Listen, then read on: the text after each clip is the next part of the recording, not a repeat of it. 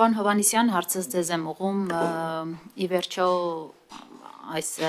եկեղեցի, մայրաթոր, իշխանություն հակամարտությունը այդպես էլ չի հանգուցալուծում, դուք ինչպես եք տեսնում այդ հանգուցալուծման հնարավորություն տեսնում եք, որ ի վերջո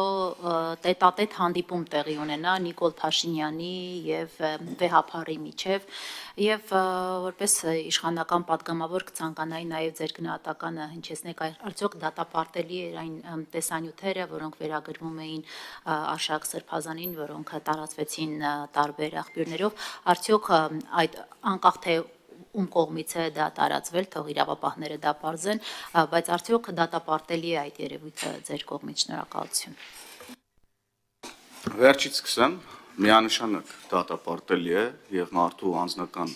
կյանք ներխուժելը նման ձևով եղկելի եւ դատապարտելի է։ Ինչ վերաբերվում է ձեր հարցին իշխանություն եկեղեցի ձևակերպման մասով, չկա իշխանություն եկեղեցի կամ պետություն եկեղեցի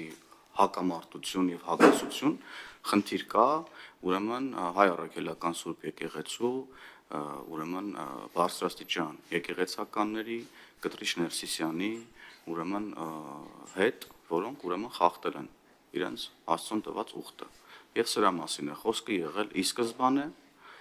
եւ սրա շուրջա ուրեմն խնդիրը, որ գոյություն ունի, եւ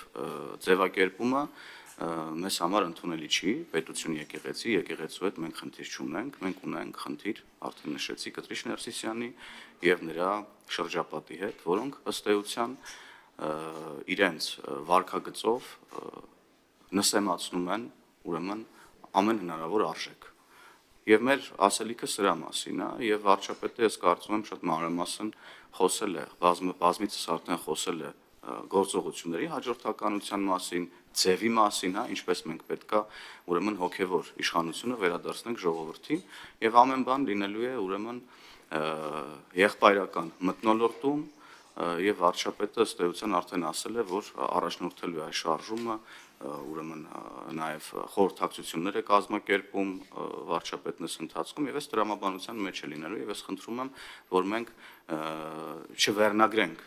գործընթացը որպես իշխանություն եկեղեցի հակասություն կամ պետություն եկեղեցի հակասություն, որովհետեւ այդպիսի հակասություն ուղղակիորեն չկա։ Իսկ երկխոսությունը դուք հնարավոր չեք համարում վեհափառի եւ